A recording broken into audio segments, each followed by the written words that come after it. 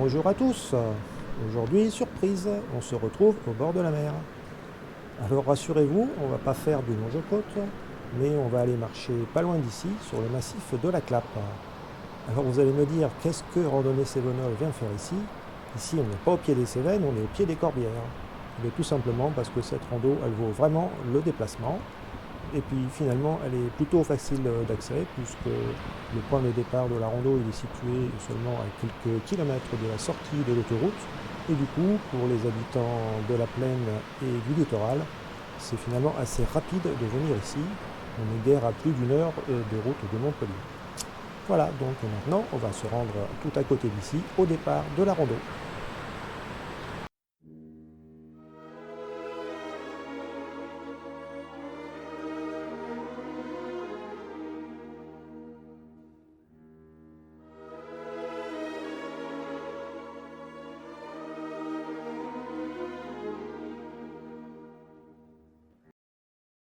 On débute cette rando dans ce joli cirque de falaises et on remarque ce bassin qui est une réserve d'eau artificielle qui a été construite en même temps que le Rec d'Argent. Ça, c'est la maison qui est à côté du parking. Ça a été édifié par l'ONF parce qu'ici il y avait une pépinière qui avait servi à reboiser le massif de la Clappe. Et le bassin, lui, il était là pour pallier au manque d'eau en été. Mais malheureusement, l'ONF a abandonné le site en 2008 et depuis, ça a l'air un peu à l'abandon. Je crois que la mairie de Gruissant essaie d'en faire quelque chose. Et maintenant, on va remonter cette gorge qui va nous donner accès au plateau.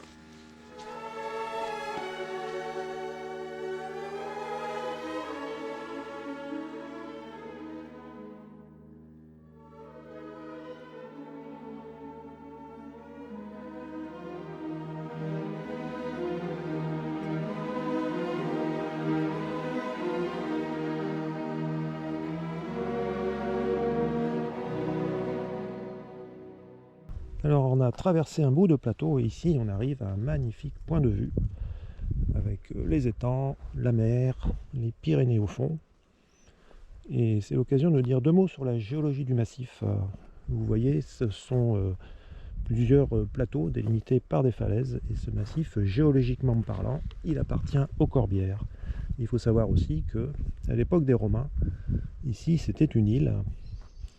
Et ensuite, il y a eu une baisse du niveau de la mer, et puis également les alluvions du fleuve Aude qui se jette pas loin d'ici dans la mer, qui ont remblayé tout ça, et du coup, cette île a été rattachée au continent.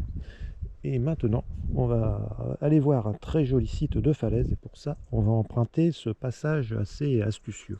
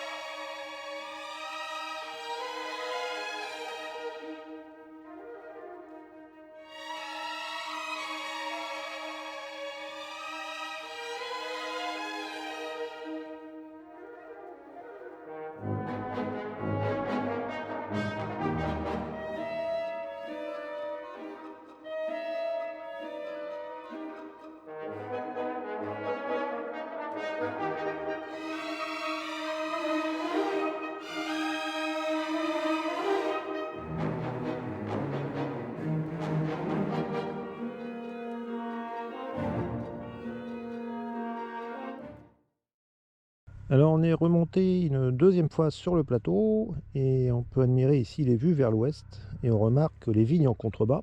D'ailleurs on entend les viticulteurs travailler et les vignobles de la Clappe sont d'ailleurs assez renommés. Et puis surtout ça fait très longtemps qu'on cultive la vigne par ici puisque les Romains cultivaient déjà la vigne à l'époque, donc comme je vous l'ai dit tout à l'heure, où la Clappe c'était une île. Et à cette époque-là, Narbonne était donc au bord de la mer, Narbonne qu'on voit là-bas au fond, et le port il était au bout de l'étang de Bages, juste à côté. Et on arrive à un nouveau point fort de cette rando qui est la chapelle Notre-Dame des Osiles, qui malheureusement est fermée C'est dommage parce que c'est très joli à l'intérieur. Donc c'est une chapelle qui date de 1635, mais le site était occupé depuis le XIe siècle par un prieuré. Et il semble que l'emplacement a été choisi parce qu'il a des propriétés telluriques. Et c'est pas étonnant puisque on est pile sur une faille géologique. Ce qui est rigolo avec cette chapelle, c'est que le cœur de l'église, il est situé juste au-dessus de cette grotte, qui elle aussi est fermée puisqu'elle abrite une espèce protégée de chauve-souris. Et un peu plus bas, on descend ce qu'on appelle l'allée des naufragés. En fait, c'est un cimetière marin, mais en vérité, c'est pas vraiment un cimetière parce que les tombes ne contiennent pas les corps. C'est plutôt un hommage aux marins disparus en mer. Et d'ailleurs, on peut lire leur histoire sur la tombe. Et tous les ans, à Pâques, les marins de Gruissan font un pèlerinage ici. Et en bas de l'allée, on trouve les jardins de l'ermite. Alors il paraît que depuis la nuit des temps, il y aura eu ici des ermites. Le dernier, il date de la fin du 19e siècle. Et il s'était manifestement installé là parce qu'il y a de l'eau. D'ailleurs, on voit le puits. Et derrière le puits, cet arbousier centenaire.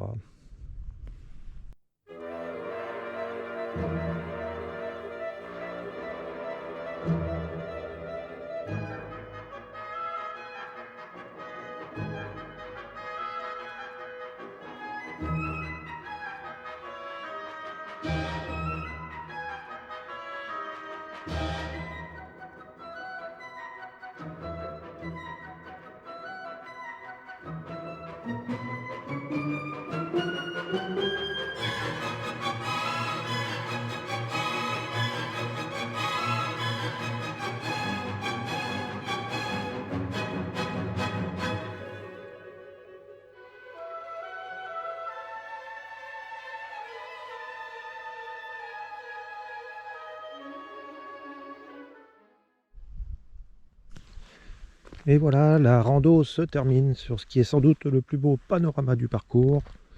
Et je vais vous laisser là, vous laisser apprécier ça en musique. J'espère vous avoir convaincu que cette rando, il faut la faire absolument. Et en particulier lors d'une belle journée d'hiver, mais sans trop de vent, ce qui est un paramètre à prendre en compte dans la région de Narbonne. Et on se retrouve pour une prochaine vidéo le mois prochain.